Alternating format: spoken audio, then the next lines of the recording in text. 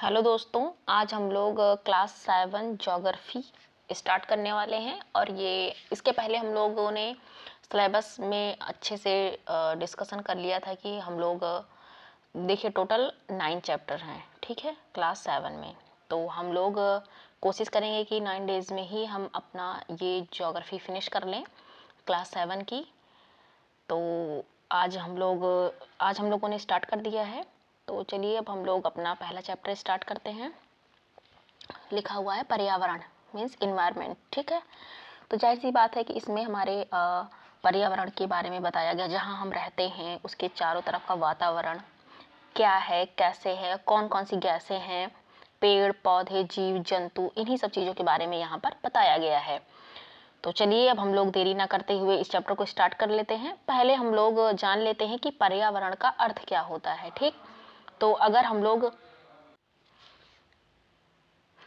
लोग पर्यावरण का संधि विच्छेद करते हैं तो होगा परिधन आवरण।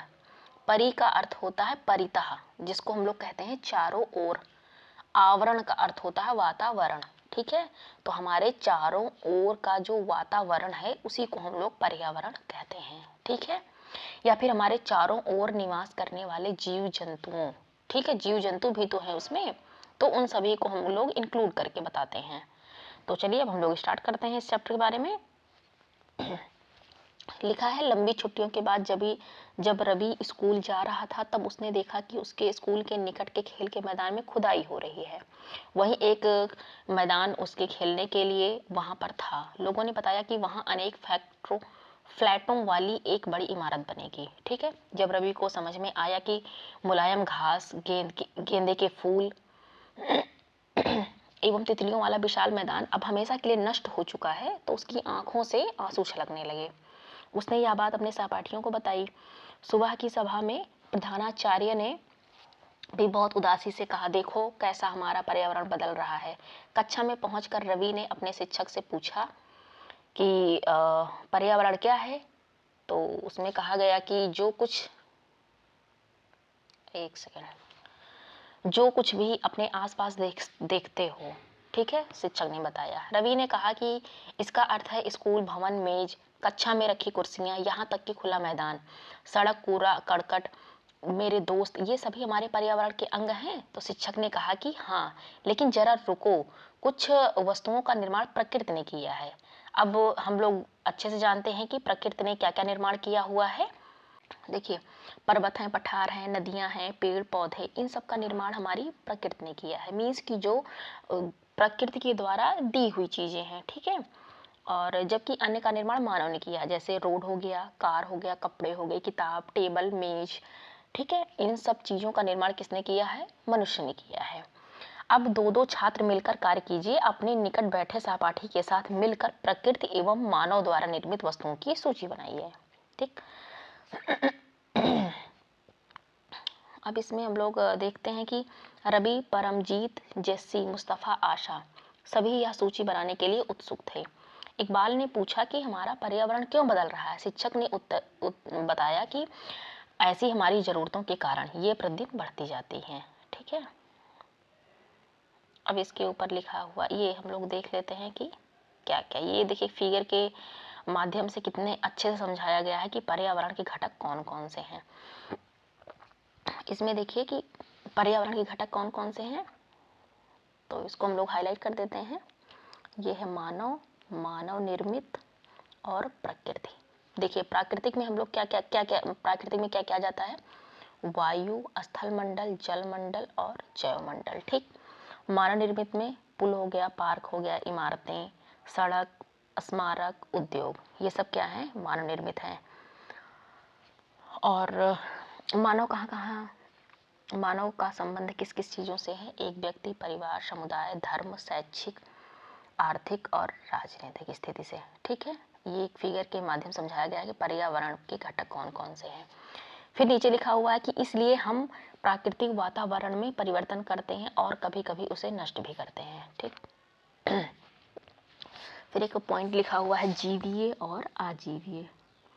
इसमें लिखा हुआ है कि सजीव प्राणियों का संसार जैसे पादप जंतु। आजीवीय का अर्थ क्या होता है? निर्जीव पदार्थों का संसार। अब लिखे इसमें लिखा है कि ऊपर के वार्तालाप से आप समझ गए होंगे कि किसी भी जीवित प्राणी के चारों ओर पाए जाने वाले स्थान, वस्तुएं एवं प्रकृति को पर्यावरण कहते हैं। यह प्राकृतिक एवं मानव निर्मित परिघटनाओं का मिश्रण है। ठीक, प्राकृतिक पर्यावरण में पृथ्वी पर पाई जाने वाली जीवीय एवं अजीवीय दोनों परिस्थितियां विद्यमान हैं। अब हम लोग आगे देखते हैं क्या लिखा हुआ है। जबकि मानवीय पर्यावरण में मानव की परस्पर क्रियाएं एवं उनकी गतिविधियां और उनके द्वारा बनाई गई रचनाएं सम्मिलित हैं। अब इधर लिखा हुआ है कॉर्नर में शब्द की उत्पत्ति, ये चीज़। तो इसमें लिखा हुआ है कि पर्यावरण यानी एनवायरनमेंट, इसकी शब्द की उत्पत्ति फ्रेंच शब्द एनवायरोनेर या एनवायरोनेर से हुई, जिसका अर्थ है पड़ोस। ठीक है, अब इधर हम लोग ये पढ़ते हैं प्राकृतिक पर्यावरण। लिखा है कि भूमि, जल, वायु, पेड़ पौधे एवं जीव जंतु मिलकर प्राकृतिक पर्यावरण बनाते हैं। स्थल मंडल, जल मंडल, वायुमंडल एवं जैव मंडल से आप पहले ही परिचित हो चुके हैं। आइए अब हम इनके संबंध में और कुछ जानकारियां प्राप्त करते हैं। ठीक, लिखा है पृथ्वी की ठोस परपटी या कठोर ऊपरी परत को स्थल मंडल कहते हैं। यह चट्टानों एवं खनिजों से बना हुआ है। मतलब स्थल मंडल किन चीज़ों से मिलकर बना है, तो चट्टानों और खनिजों से, एवं मिट्टी की पतली परत से ढका होता है। ठीक, यह पहाड़, पठार, मैदान आदि जैसी विभिन्न स्थलाकृतियों वाला विषम धरातल होता है। ये स्थलाकृतियां महाद्वीपों के अलावा महासागर की सतह पर भी पाई जाती हैं। ठीक, स्थल मंडल वह क्षेत्र है जो हमें वन, कृषि एवं मानव बस्तियों के लिए भूमि, पशुओं के चरने के लिए घास स्थल प्रदान करता है। यह खनिज संपदा का भी एक स्रोत है। ठीक, हम लोग आगे बढ़ते हैं। ये देखिए, इसमें एक फिगर पर्यावरण के क्षेत्र को दर्शाया गया है, बहुत ही अच्छे से समझाया गया है इस डायग्राम में। तो इसमें लिखा हुआ है, ये देखिए, ये वायुमंडल जहाँ पे एरोप्लेन उड़ रहा है। ये जैव मंडल है, जैव मतलब कि जहाँ पर जीव निवास कर रहे हैं। ठीक है, ये हमारा लैंड रिफॉर्म है और ये हमारा वाटर है, वाटर रिफॉर्म है। अब चलिए हम लोग इसके बारे में पढ़ते हैं। लिखा है कि जल के क्षेत्र को जल मंडल कहते हैं। जाहिर सी बात है, यह जल के विभिन्न स्रोतों जैसे नदी, झील, समुद्र, महासागर आदि जैसे विभिन्न जलाशयों से मिलकर बनता है। फिर लिखा हुआ है कि यह सभी प्राणियों के लिए आवश्यक है। पृथ्वी के चारों ओर फैली वायु की पतली परत को वायुमंडल कहते हैं। पृथ्वी का गुरुत्वाकर्षण बल अपने चारों ओर के वायुमंडल को थामे रखता है। यह सूर्य की झुलसाने वाली गर्मी एवं हानिकारक किरणों से हमारी रक्षा करता है। इसमें कई प्रकार की गैस, धूल, कण एवं जलवाष्प उपस्थित रहते हैं। वायुमंडल में परिवर्तन होने से मौसम एवं जलवायु में परिवर्तन होता है। फिर लिखा हुआ है कि पादप एवं जीव जंतु मिलकर जैव मंडल या सजीव संसार का निर्माण करते हैं। यह पृथ्वी का वह संकीर्ण क्षेत्र है जहाँ स्थल, जल एवं वायु मिलकर जीवन को संभव बनाते हैं। अब एक शब्दावली दी हुई है पारितंत्र, इसके बारे में हम लोग पढ़ लेते हैं कि क्या है। ठीक, तो ये देख लेते हैं, इसमें लिखा हुआ है पारितंत्र वह तंत्र जिसमें समस्त जीवधारी आपस में एक दूसरे के साथ तथा पर्यावरण की उन भौतिक एवं रासायनिक क्रियाओं, कारकों के साथ परस्पर क्रिया करते हैं जिसमें वे निवास करते हैं। वे सभी ऊर्जा और पदार्थ का स्थानांतरण द्वारा संबद्ध होते हैं, मतलब कि मिले हुए होते हैं। ठीक है, अब इसमें जो है हम लोग पढ़ते हैं कि पारितंत्र ये वाला क्या है। रवि की कक्षा के एक एनसीसी कैंप में जेस्सी ने आश्चर्य से कहा कितनी मूसलाधार बारिश हो रही। मूसलाधार का अर्थ है कि ना रुकने वाली बारिश। ठीक है, जो लगातार कई घंटों से या फिर कई दिनों से हो रही हो। ठीक है, इससे मुझे अपना केरल याद आ गया। तुम सबको आकर देखना चाहिए कि कैसे हरे भरे खेतों एवं नारियल के बागानों में लगातार बारिश होती रहती है। तो यहाँ पर एक क्वेश्चन का अर्थ और भी मिल गया कि केरल में किसकी अधिकता होती है, तो नारियल की अधिकता होती है। अब हम लोग आगे देखते हैं क्या लिखा हुआ है। तभी जैसलमेर में रहने वाले हीरा ने आश्चर्य से कहा, हमारे यहाँ वर्षा नहीं होती है, हमें तो दूर दूर तक केवल कीकर एवं रेत ही नजर आती है। लेकिन वहाँ ऊँट भी मिलते हैं, रवि ने कहा। अब आप लोगों को अंदाजा लगाने लेना चाहिए कि किस राज्य के बारे में कह रहा है। रेत हमारे यहाँ पर कहाँ पर है, तो राजस्थान में एक शहर है जैसलमेर, इसके बारे में जो हीरा है वो कह रहा है। ठीक, इसमें देख लेते हैं कि ताल का पारितंत्र बना हुआ है। इसमें बहुत सारे बतख भी है, हिरन, मतलब बहुत सारे जीव जंतु इसमें निवास करते हैं, ठीक, रहते हैं। हीरा ने कहा, ऊंट तो मिलेंगे ही, जब तुम हमारे रेगिस्तान आओगे तो तुम्हें सांप, छिपकली एवं अन्य कीट भी देखने को मिलते हैं। मतलब रेगिस्तान में ऊंट के अलावा अलावा ये सब भी चीजें देखने को मिलती हैं। रवि हैरत में पड़ गया। विभिन्न स्थानों पर पाए जाने वाले जीव जंतु, वनस्पतियों एवं लोगों के रहन सहन के तरीके इतने भिन्न क्यों हैं? क्या सभी एक दूसरे से संबद्ध हैं? बिल्कुल संबद्ध हैं, शिक्षक ने कहा। ठीक, सभी पेड़ पौधे, जीव जंतु एवं मानव अपने आसपास के पर्यावरण पर आश्रित होते हैं। प्रायः वे एक दूसरे पर भी आश्रित होते हैं। जीवधारियों का आपसी एवं अपने आसपास के पर्यावरण के बीच का संबंध ही पारितंत्र का निर्माण करता है। अधिक वर्षा वाले वन, घास स्थल, रेगिस्तान, पर्वत, झील, नदी, महासागर एवं छोटे से ताल का भी एक पारितंत्र हो सकता है। क्या आपको लगता है कि जिस पार्क में रवि और उसके मित्र खेलते थे वह भी एक पारितंत्र बनता था? ये एक टीचर ने पूछा। ठीक है, अब यहाँ पर देख लेते हैं कि विश्व पर्यावरण दिवस कब मनाया जाता है। तो 5 जून को मनाया जाता है। ये इम्पॉर्टेंट क्वेश्चन है और ये पूछा भी जाता है। वस्तु विनिमय पद्धति क्या है? यह वस्तुओं की अदला बदली का व्यापार है जिसमें धन का प्रयोग नहीं होता है। मतलब कि हम आपको, जैसे पहले ज़माने में क्या होता था कि हम आपसे इतना अनाज ले रहे हैं तो आप हमें अपनी बकरी दे दीजिए या फिर कोई गाय एक दे दीजिए हमको, या फिर अगर हम गेहूं दे रहे हैं तो आप उसके बदले में हमको धान दे दीजिए। ये होता है वस्तुओं की अदला बदली, उसमें पैसों का प्रयोग हम लोग नहीं करते हैं। ठीक है, अब अगला क्वेश्चन, आगे हमारा टॉपिक है मानवीय पर्यावरण। ठीक, अब हम लोग इसमें इसको पढ़ेंगे। मानव अपने पर्यावरण के साथ पारस्परिक क्रिया करता है और उसमें अपनी आवश्यकता के अनुसार परिवर्तन करता है। प्रारंभिक मानव ने स्वयं को प्रकृति के अनुरूप बना लिया है। उसका जीवन सरल था एवं पास की प्रकृति से उसकी आवश्यकताएं पूरी हो जाती थी। समय के साथ कई प्रकार की आवश्यकताएं बढ़ी। मानव ने पर्यावरण के उपयोग और उसमें परिवर्तन करने के कई तरीके सीख लिए। उसने फसल उगाना, पशु पालना एवं अस्थायी जीवन जीना सीख लिया।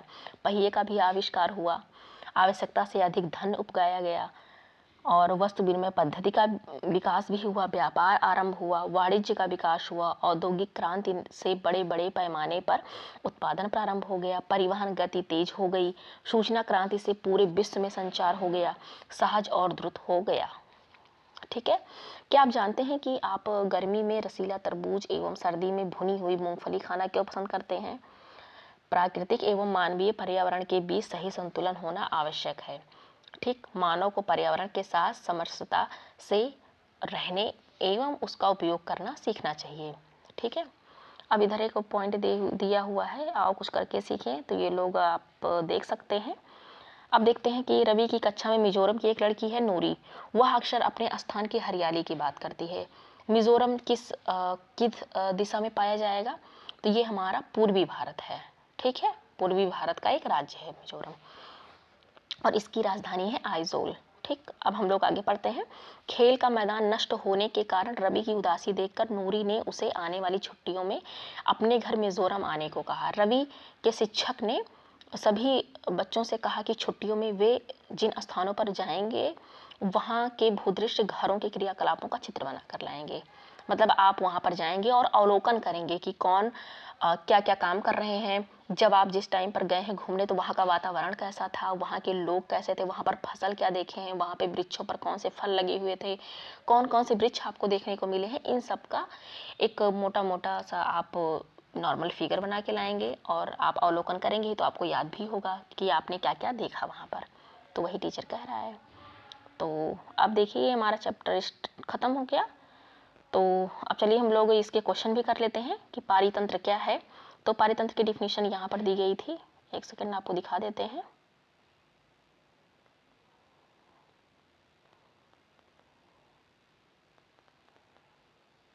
ये देखिए, वह तंत्र जिसमें समस्त जीवधारी आपस में एक दूसरे के साथ तथा पर्यावरण के उन भौतिक एवं रासायनिक ये देखिए, कारकों के साथ परस्पर क्रिया करते हैं जिसमें वे निवास करते हैं, ये सब ऊर्जा और पदार्थ के स्थानांतरण द्वारा संबद्ध होता है। ठीक है, यही है हमारा पारितंत्र। अब अगला क्वेश्चन हमारा क्या है, प्राकृतिक पर्यावरण से आप क्या समझते हैं? तो प्राकृतिक पर्यावरण क्या होता है? प्राकृतिक पर्यावरण की डिफिनेशन भी आप लोगों को दिखा देते हैं। ये देखिए, ये लिखा हुआ है, भूमि, जल, वायु, पेड़ पौधे एवं समस्त जीव जंतु मिलकर प्राकृतिक पर्यावरण का निर्माण करते हैं। ठीक है, यही हमारी एक डिफिनीशन है। अब आगे हम देखते हैं पर्यावरण के प्रमुख घटक कौन कौन से हैं। तो वो प्रमुख घटक, हम पर्यावरण के प्रमुख घटक निम्नलिखित हैं। इसमें आता है आपका स्थल मंडल, जल मंडल, वायुमंडल और जैवमंडल। ठीक, अब हम लोग आगे वाला क्वेश्चन देखते हैं अपना, मानव निर्मित पर्यावरण के 4 उदाहरण दीजिए। मानव निर्मित पर्यावरण का, ये देखिए जो फिगर बना हुआ है, आप इससे भी देखकर बता सकते हैं कि मानव निर्मित पर्यावरण के, अब देखिए क्या है, सड़क, पुल, पार्क, इमारत, उद्योग, स्मारक। ठीक है, ये सब मानव निर्मित हैं। अगला क्वेश्चन है हमारा, देख लेते हैं, स्थल मंडल क्या है। ठीक, तो स्थल मंडल के बारे में भी हम लोगों ने पढ़ा था, बता देते हैं आप लोगों को फिर से कि स्थल मंडल क्या है। लिखा हुआ है कि पृथ्वी की ठोस परपटी या कठोर ऊपरी परत को स्थल मंडल कहते हैं। ये देखिए, ये यहाँ पे है, आप लोग यही लिख लीजिएगा, याद कर लीजिए, सब इम्पोर्टेंट फैक्ट हैं। ठीक, यही है हमारा, जिसमें पहाड़ आता है, पर्वत आता है, यही सब चीज़ें आती हैं। अगला क्वेश्चन है हमारा, जीवीय पर्यावरण के 2 प्रमुख घटक क्या हैं? जीवीय मतलब जैव पर्यावरण के प्रमुख घटक कौन कौन से हैं, तो देख लेते हैं।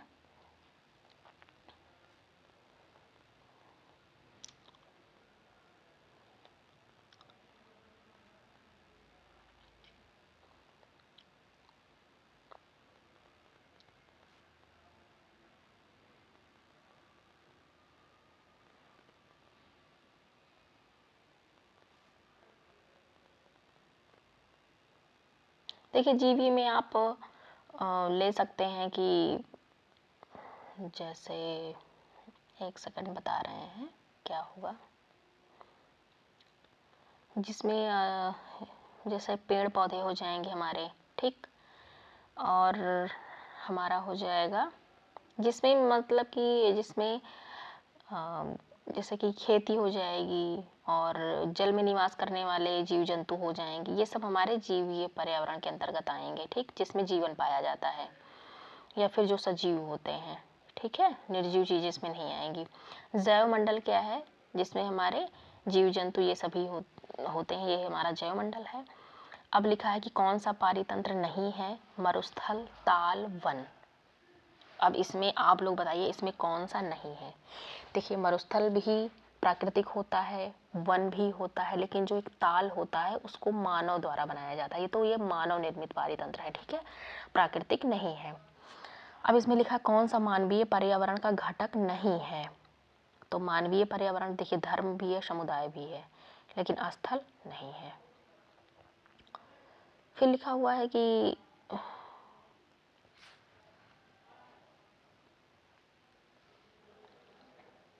इनमें से कौन सा मानव निर्मित पर्यावरण है, तो मानव ने क्या बनाया है, सड़क बनाया है, पहाड़ और समुद्र तो बनाया नहीं है।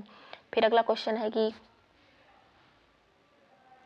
इनमें से कौन सा पर्यावरण के लिए खतरा है, पादप वृद्धि बिल्कुल नहीं, अगर पादप की वृद्धि होगी तो अच्छा है हमारे लिए।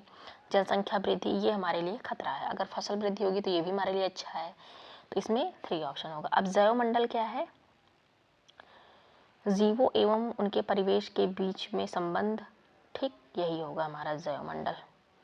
वायु पर्यावरण क्या है, पर्यावरण क्या है, पृथ्वी को घेरने वाली वायु की चादर, ये होगा हमारा वायुमंडल।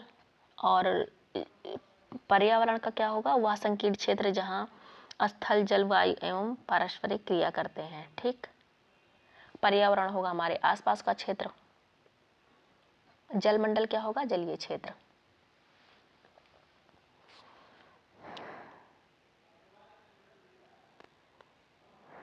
कारण बताइए, मानव और पर्यावरण के में परिवर्तन करता है।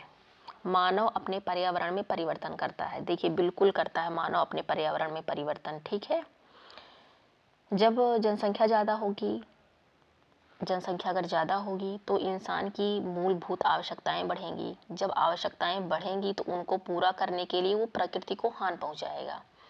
जैसे रहने के लिए वो घर या भवनों का निर्माण बढ़ जाएगा हमारा, ठीक है। खाने के लिए अनाज भी हमको चाहिए तो वो भी बढ़ गया हमारा। और फिर मानव की जैसे संख्या ज़्यादा बढ़ेगी तो वो अपने आवश्यकताओं की पूर्ति के लिए पर्यावरण को क्षति भी पहुंचाएगा, ठीक है। तो अगर पर्यावरण को हम नुकसान पहुंचाएंगे तो उसका प्रभाव क्षेत्र तो हमको देखने को मिलेगा ही, उसमें बहुत सारे चेंजेस होंगे, ठीक है। और जब बहुत सारे चेंजेस होंगे तो वो हमारे लिए हानिकारक है, क्योंकि अगर हम पर्यावरण के साथ छेड़खानी करेंगे तो वो हमारे लिए बिल्कुल नहीं अच्छा है। तो यही एक चीज़ है कि मानव अपने पर्यावरण को परिवर्तित करता है। पौधे एवं जीव जंतु एक दूसरे पर आश्रित हैं, बिल्कुल। जैसे आप एग्जाम्पल पे ले सकते हैं, जैसे बकरी है, ठीक है। बकरी तो सब लोगों ने देखा होगा। बकरी क्या है, वो घास फूस को खाती है, ठीक। अगर वो घास फूस नहीं खाएगी तो वो जिंदा कैसे रहेगी। तो जो बकरी है वो एक घास फूस से, पेड़ पौधों की पत्तियों से ही अपना पेट भरती है। तो वो जो बकरी हुई वो आश्रित हुई कि नहीं हुई पेड़ पौधों पर। वैसे हम मनुष्य हैं, अपनी आवश्यकताओं की पूर्ति के लिए खेती करते हैं, तो वो भी तो पेड़ पौधे हुए। और उसके बाद फिर फल फ्रूट हुए, उसको भी तो हम लोग पौधों से प्राप्त करते हैं। तो जाहिर सी बात है कि जीव जंतु और पौधे एक दूसरे पर आश्रित हैं। और एक एग्जाम्पल और बहुत अच्छा सा ले सकते हैं कि जैसे गैस है, हम लोग कार्बन डाइऑक्साइड छोड़ते हैं, ऑक्सीजन ग्रहण करते हैं। और पौधे क्या करते हैं, वो कार्बन डाइऑक्साइड को ग्रहण करते हैं और ऑक्सीजन छोड़ते हैं।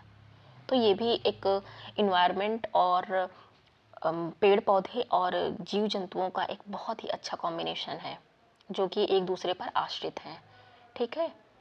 तो इस चैप्टर में हम लोगों ने बहुत ही हल्का फुल्का कुछ चीज़ें जानी हैं जो कि इम्पॉर्टेंट फैक्ट भी हैं। अब इसमें जैसे कुछ इम्पॉर्टेंट फैक्ट क्या क्या थे बता देते हैं आपको। जैसे था हमारा पारितंत्र, ठीक। पारितंत्र इम्पॉर्टेंट था। उसके बाद ये वाला फिगर अगर आप अपने दिमाग में रख लेते हैं, ये पूरा फिगर, ये बहुत इम्पॉर्टेंट है, ठीक। पर्यावरण के घटक, प्राकृतिक, मानव निर्मित, मानव, ठीक, ये था हमारा। उसके बाद स्थल मंडल क्या है, जल मंडल क्या है, वायुमंडल क्या है, जैव मंडल क्या है, इस स्थल मंडल में क्या क्या पाया जाता है, जल मंडल में क्या क्या पाया जाता है, वायुमंडल में क्या कैसे होता है, और जैव मंडल में क्या पाया जाता है। उसके बाद एक इम्पॉर्टेंट फैक्ट ये भी देखने को मिला है, ये मोटा मोटा सार हम आप लोगों को बता रहे हैं इस पूरे चैप्टर का। इसमें हम लोगों को देखने को मिल रहा है कि पर्यावरण यानी इन्वायरमेंट शब्द की उत्पत्ति कैसे हुई है। और इस शब्द की उत्पत्ति फ्रेंच भाषा से हुई है, ये भी हमको जानने को मिला है। फिर आगे हम लोग देखते हैं, ये चीज़ें हमको देखने को मिली हैं और ये इम्पोर्टेंट फैक्ट भी था। और कुछ जैसे मिज़ोरम के बारे में जानने को मिला, केरला के बारे में जानने को मिला। फिर मानवीय पर्यावरण वस्तु विनिमय पद्धति क्या है, ये अच्छा क्वेश्चन है और ये आगे आपको हिस्ट्री में भी देखने को मिलेगा, एनसीईआरटी में, ये भी इम्पॉर्टेंट है। यही सब था। तो हमारा चैप्टर 6 क्लास 6 का चैप्टर फर्स्ट, क्लास 7 ज्योग्राफी का चैप्टर फर्स्ट कंप्लीट हो चुका है। अगर आपको इस चैप्टर में कोई भी प्रॉब्लम होती है तो आप कमेंट बॉक्स में कमेंट कर दीजिएगा। हम पूरी कोशिश करेंगे कि आपके कमेंट का जवाब दें और आपके क्वेश्चन का भी आंसर भी दें। तो अब हम लोग मिलते हैं अपने नेक्स्ट वीडियो में, जो कि कल आएगा। हाँ, कल आएगा और वो होगा हमारा चैप्टर 2। और जल्दी से जल्दी हमको क्लास 7 की एनसीईआरटी भी स्टार्ट करना है, ख़त्म करना है, ताकि हम लोग अपना फिर हिस्ट्री और साइंस ये भी ला सकें और इसके साथ साथ हम लोग पॉलिटिकल साइंस भी ला सकें।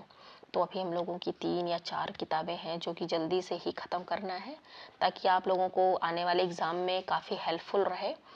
और आप लोग इस वीडियो को ज़्यादा से ज़्यादा लोगों तक शेयर करिएगा, क्योंकि एक छोटी सी पहल है मेरी भी कि ये वीडियो ज़्यादा से ज़्यादा लोगों तक पहुँचे। और जो भी थोड़ा बहुत बताने की कोशिश करते हैं वो अगर यूज़फुल लगता है तो लोगों के काम भी आए। और जाहिर सी बात है कि एनसीईआरटी आप लोगों को पता ही है कि कितनी यूज़फुल है हम लोगों के लिए आने वाले कंपटीशन एग्ज़ाम के लिए। तो इसीलिए हमने भी कोशिश किया है कि जल्दी से जल्दी इसको ख़त्म किया जाए और आप लोगों को समझ में भी आए। इस तरह से हम पूरी कोशिश करते हैं इस चैप्टर को कवर करने की। तो अब हम लोग कल मिलते हैं अपने चैप्टर 2 में। ठीक है, तब तक के लिए थैंक यू।